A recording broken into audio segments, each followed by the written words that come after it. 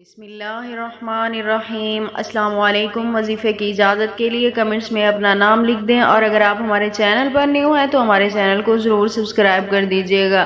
اگر آپ کسی انسان کو محبت کرتے ہیں، اسے اپنی محبت میں گرفتار کرنا چاہتے ہیں، تابع دار بنانا چاہتے ہیں اسے اپنا، تو آپ یہ ایک بہت ہی پاورفل وظیفہ ہے، یہ کر لیں آپ۔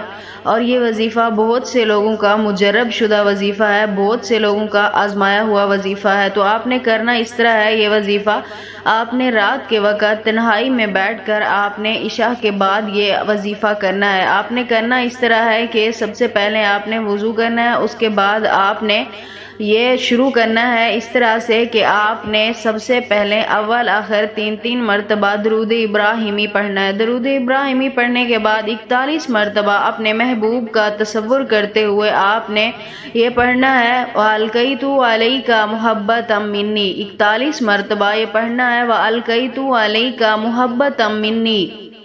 اس کے بعد آپ نے اس شخص کا تصور کرتے ہوئے آپ نے پھونک مار دینی ہے۔